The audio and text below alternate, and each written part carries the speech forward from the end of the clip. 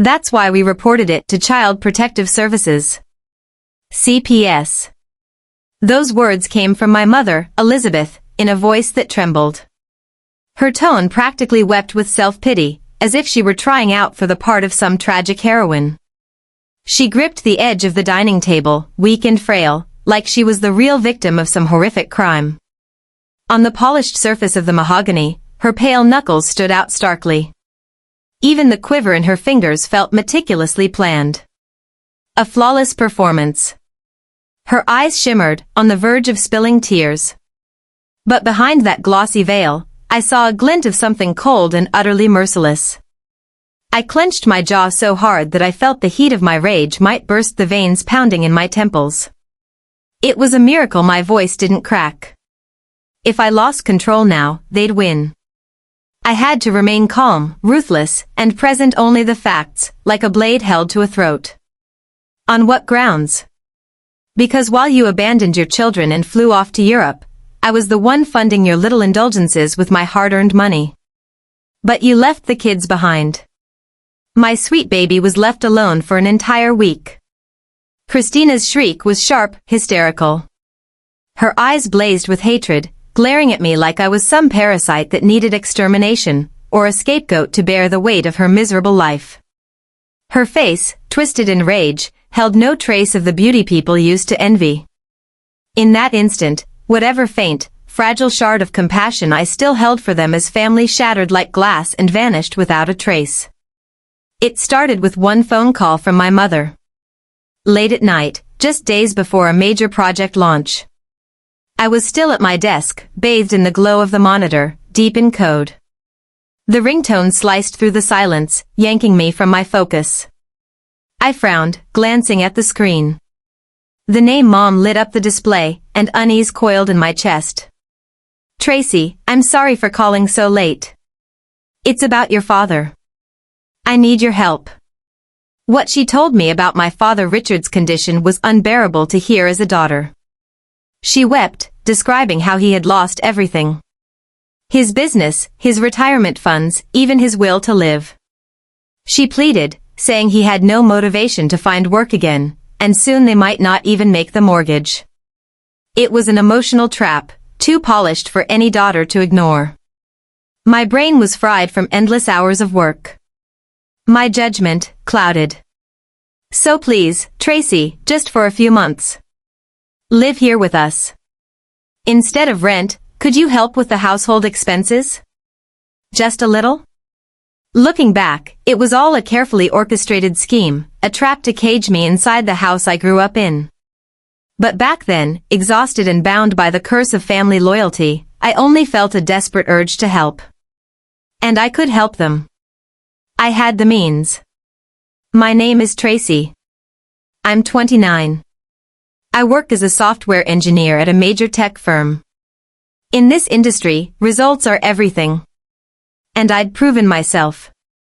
I earned well above average for my age, had a solid career with successful projects behind me, and lived completely independently. Since college, my goal had been clear. Succeed in my career and one day buy my own place in Manhattan. A high-rise apartment overlooking Central Park.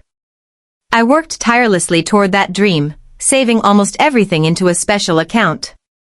Those more than enough earnings and the savings for my dream were their real target. I should have realized sooner. Just as expected, their initial promise was quickly broken. At first, it was just utility bills quietly slipped onto my desk. If I bought myself a nice outfit as a small reward, they'd guilt me with looks that said, "We're cutting back, but you're splurging."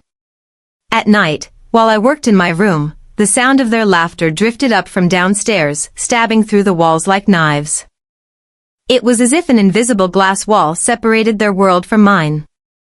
Before long, more than $20,000 had drained from my down payment account. And it wasn't just money. Taking advantage of my working from home, Christina started using me as a free babysitter. Minutes before an important online meeting, she'd shove her 2 kids into my office. Shouting about some life-or-death errand, she'd then go out for lunch with friends. When I complained about nearly losing a client's trust amid the children's cries, both Elizabeth and Richard scolded me in unison. We're family. Helping each other is only natural. Their moralizing painted me as the selfish daughter and silenced every protest. That night, after the disastrous meeting, I spent hours drafting apology emails, explaining the situation, and promising free extra work just to salvage my reputation. Staring at my own exhausted reflection on the screen, I finally saw the true cost of helping family. They had trampled on my career. My time, my energy, the money I'd carefully saved for my dream. All of it dissolved into the bottomless pit of their demands. And then came the turning point. The incident that changed everything. That night, I'd finished work unusually early and shut myself away in my room. That room was the only place in the house where I could truly breathe. My eyes burned from hours of staring at the monitor, and my throat was parched. I crept downstairs for a glass of water, careful not to make a sound. From the open kitchen, just beyond the living room, I heard hushed voices and saw a glow of light. Puzzled at who could be talking so late, I edged closer. The sight that greeted me stole the breath from my chest. My parents and Christina were huddled around a laptop with a travel site open, whispering like conspirators plotting a secret scheme. I absolutely have to go to that cafe in Paris. Elizabeth's shrill voice cut through the stillness. The moment I stepped into the kitchen light to open the fridge, Christina flinched like a frog caught in a snake's gaze. She slammed the laptop shut, her shoulders jerking with guilt. Is something wrong? I asked. Elizabeth forced a brittle smile. No, nothing at all. Just some family matters. Nothing to concern you. But I'd already noticed the glossy travel brochure tossed carelessly on the table. The Eiffel Tower and the Colosseum stared back at me, mocking. Suspicion coiled darkly in my chest, but I said nothing. I knew full well that whatever I asked, they'd never answer honestly. Such a farce of an exchange wasn't worth wasting a shred of my time or sanity. This wasn't the moment to expose their lies. I turned on my heel and returned to my room, my face expressionless. Early the next morning, my work phone shrieked to life. A client's system had gone down. Massive failure. The next 72 hours were hell. I worked around the clock, surviving on coffee alone, hammering out fixes and patches. I had no space left in my mind for the household. When the crisis was finally contained, I stumbled out of my room, utterly spent, and was struck by the eerie silence of the house. Normally, Christina's children's noisy voices would echo through the house. But now, it was so quiet it made my ears ring, as if every trace of human presence had vanished. On the dining table sat a half-finished cup of coffee, cold, beside a single hastily scribbled note. We're off to Europe. Going to enjoy the beautiful sights. Christina's coming too. I will never forget the feeling that seized me then. Like my heart had been plunged into ice water. The blood draining from my body all at once. My premonition had been right. And then, in the trash bin in the corner of the living room, I found the same brochure from that night, crumpled into a ball. In that moment, I understood everything. They must have tossed it in a hurry while I was buried in work, trying to cover their tracks. My hands trembling, I picked it up and unfolded it. The cheerful font of the title leapt out at me, as if mocking me. Dream Europe Tour. 8 days for $4,000. Just for Elizabeth, Richard, and Christina. Not a word of thanks. Not a single discussion with me. The money I'd been pouring into this house had helped fund their lavish vacation. The thought made my stomach churn with fury, but the real hell arrived the next afternoon. Suddenly, the doorbell rang out. A jarring sound in the deathly silence of the house. Suspicious, I opened the door to find a taxi driver I didn't recognize. And at his feet, standing there like two small pieces of luggage, were Christina's children. The older one looked up at me with anxious eyes while the younger clung tightly to his brother's jacket hem. In their small hands, they clutched backpacks decorated with cartoon characters. And at their feet sat a single, badly worn little suitcase that looked painfully out of place. The driver, looking uneasy, handed me a note. Their mother prepaid the fare and told me to drop them off here, but no one came to the door. I scrolled, and in Christina's handwriting were the words, "Sorry. Taking the kids along was impossible.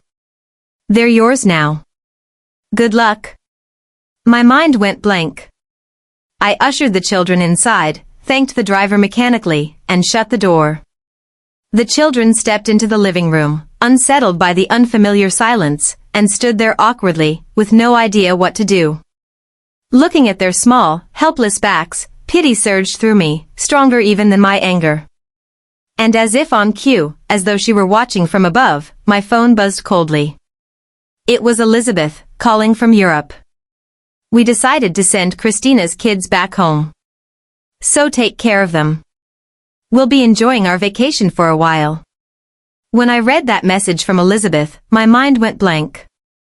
Then, in the next instant, a rage unlike anything I had ever known erupted through me like a volcano. Why go about it this way? If they never intended to bring the children, they could have simply asked me to watch them.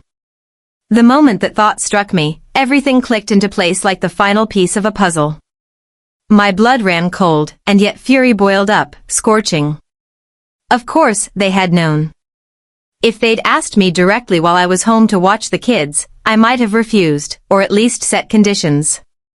But by sneaking out while I was buried in work and then sending the children back only after it was too late, they'd trapped me in a no-win situation.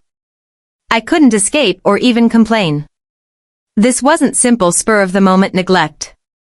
It was a calculated scheme. An insidious trap designed to strip me of the right to say no and ensure I would be their free babysitter. That realization shattered the lid I had kept on my memories. Images from the past came flooding back. My 16th birthday, sitting at a lonely table, my only gift a plain sweater my mother had bought on sale. And in stark contrast, Christina's 16th birthday. Loud music, friends, laughter. My father proudly presenting her with a designer handbag while she basked in the spotlight. I stood in the corner, silent, watching. To them, Christina was the fragile, precious daughter to be protected. And me? I was the independent one. The problem solver. The convenient moneymaker they could exploit. This truth, buried deep in my chest for years, now stood undeniable before me, exposed by this Europe trip betrayal. At last, I understood the nature of my volcanic anger when I read Elizabeth's message. It wasn't just about betrayal. It was the scream of my soul, trampled for years. My life dismissed and devalued. I looked back at the children standing uncertainly before me. I could not turn this fury on them. They too were victims, abandoned by their own mother. With trembling hands, I clutched my phone and dialed the one person I could trust in this rotten mess, my mother's sister, Aunt Sandra. When my aunt answered, I forced my voice, shaking with anger and on the verge of breaking, to hold together as I briefly explained everything that had happened. After a stunned silence, her voice came back, strong and resolute. She's finally crossed the line. Tracy, none of this is your fault. I'll come for the kids right away. Don't shoulder this alone. Do you hear me? An hour later, she arrived as if she'd flown on wings. She wrapped the children in a gentle embrace, then gripped my shoulder firmly. Leave the rest to me. You focus only on reclaiming your life. With those words, she took the children with her. When the house fell silent again, any lingering guilt or hesitation within me vanished completely. All that remained was contempt for them and a resolve cold as ice. I didn't reply to Elizabeth's pathetic message. Instead, I opened my laptop and pulled up an airline booking site. The $20,000 they drained had come straight from the down payment account for my dream castle, a Manhattan apartment. It was without question a devastating blow to my plans and an assault on my financial freedom. But they still hadn't realized. They didn't know my true strength. My main account, the one where my salary was deposited, was untouched. My destination, Hawaii. I had more than enough funds. And now nothing held me back. Compared to what they had stolen from me, the cost of this trip was trivial. This wasn't indulgence. This was the price of liberation. The cost of ending my life as their slave. Without a shred of hesitation, I booked a first-class ticket and an oceanfront suite at a 5-star hotel towering over Waikiki Beach. This wasn't just a vacation. It was my declaration of independence. It was the beginning of a fight to reclaim control of a life that had been treated like slavery. The instant I stepped off the plane in Hawaii, the clinging humidity and the sweet scent of plumeria wrapped around me. It was the smell of freedom. Something that would never exist in that suffocating house. Standing on the suite's wide balcony, staring out at the endless turquoise sea, I realized how tense my shoulders had been these past months. I drew a long, slow breath in, then let it out, as if flushing out every stale breath trapped deep in my lungs. Being physically removed from that oppressive home cleared my mind in ways I hadn't expected. On the beach, cocktail in hand, I deliberately switched off my phone. No emergency client calls. No family demands. Just the sound of waves coming and going and time that belonged only to me. How luxurious, how precious that felt. I had been a victim. But from now on, I will be the author of my own life. No more playing the convenient role written by someone else. That resolve hardened in the warm Hawaiian breeze. That night, under the star-filled sky visible from the balcony, I quietly considered a future that belonged only to me. I posted a photo of myself smiling with the blue Hawaiian sea behind me. On social media, I captioned it with hashtags, #TreatYourself, #HardWorkPaceOff, #IndependentWoman. I wasn't saying it with words. I was saying it with action. But my response didn't stop there. Back in my hotel room, I logged into the family travel account they'd been sharing. Sure enough, it displayed the return flights they'd booked and the rest of their itinerary. Reservations at Michelin-starred restaurants. A 5-star hotel near the luxury shopping streets. Each booking was another indulgence built on my sacrifices. Without hesitation, I canceled everything. For a split second before hitting the cancel button, a flicker of guilt crossed my chest. Then I thought of the sticky orange juice on my keyboard and the cold faces of my parents who had mocked my past successes. And my resolve turned to steel. This isn't revenge, I murmured. This is the first lesson in showing you the consequences of your actions. And I clicked cancel booking, firmly and quietly.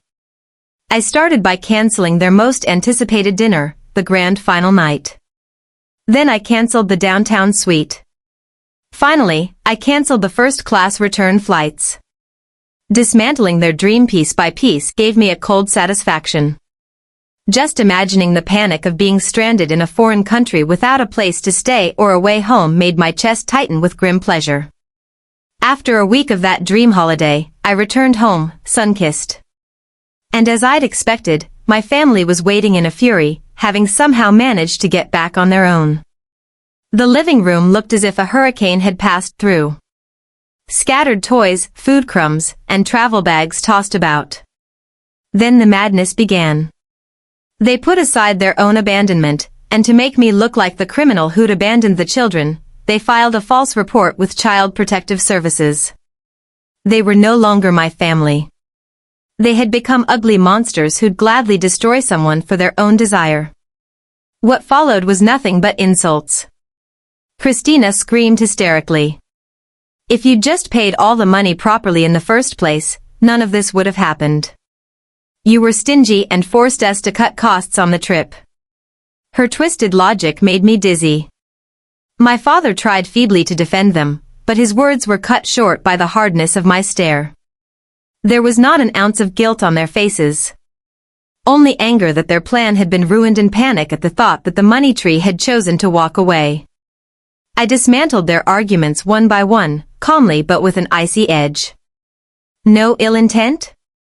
You panicked? Give me a break. Can you even say exactly how much I've paid for you over the last 6 months? The mortgage, utilities, groceries, the kids' lessons. totaling no less than $30,000. I could show you the bank statements right now. Oh, and what about that $800 spa bill, Christina? The day you dumped the kids on me claiming an emergency, I paid that too. If that money had remained, the down payment for the apartment I dreamed of would already be saved. Have you ever considered how much time I wasted because of you? How many career opportunities one lost? I watched the color drain from their faces, but I couldn't stop. This conversation was the last one we would have. While you were living it up in Europe, who took care of the children? Did you think I'd throw the kids you sent in a taxi out into the rain? I pulled out my phone and shoved a photo I'd taken with Aunt Sandra a few days earlier in front of them. A picture of the children smiling, safe and relieved at my aunt's house. I've already told Aunt Sandra everything the day you left for Europe. The fact that you shoved the kids into a taxi and dumped them on me. And now that false report to CPS you filed just to brand me a criminal. She knows it all. And she's standing with me. I no longer needed their advice or their support. I would stand on my own 2 feet, by my own will, and end this rotten relationship. That resolve had already solidified under the blue skies of Hawaii. Back in my room, I locked the door and began packing. There was nothing left in that house worth leaving behind. By the weekend, with all my preparations complete, I sat at the dining table and dropped the final bomb in front of them. I'm leaving this house. Elizabeth tried to stop me. Her voice desperate yet commanding. Stop right there. I won't allow you to just walk out. We need you. What about the mortgage, our lives, and the children? You're just going to dump them on your aunt and go off to be happy on your own? That's not my responsibility. I threw back at her the same cold words she had spat at me countless times before. Then I stood and delivered my final ultimatum. I've already notified the loan servicer that I'll be halting my payments.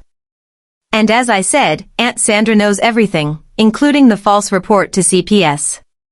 With her help, I'll be telling the rest of the family exactly how you trampled on my goodwill.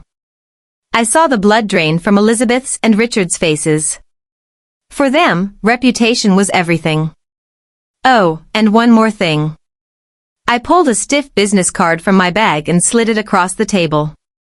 My lawyer. He tells me maliciously filing false reports to CPS can carry legal consequences.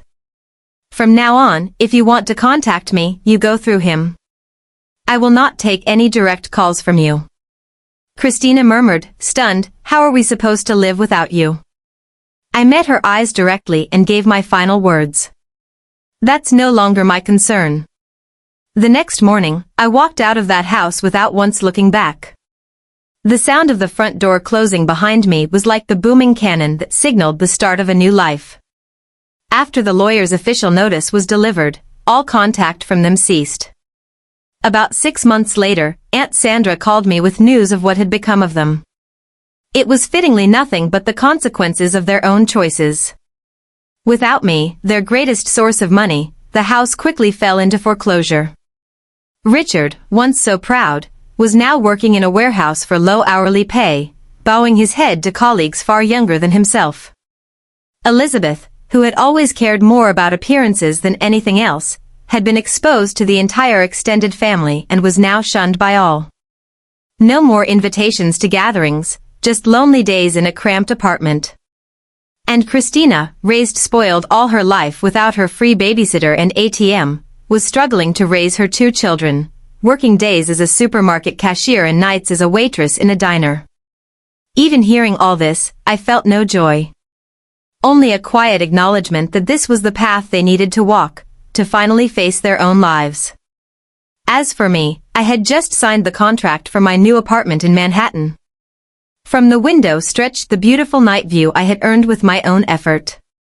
Floor-to-ceiling windows, gleaming hardwood floors, and most precious of all, perfect silence, undisturbed by anyone.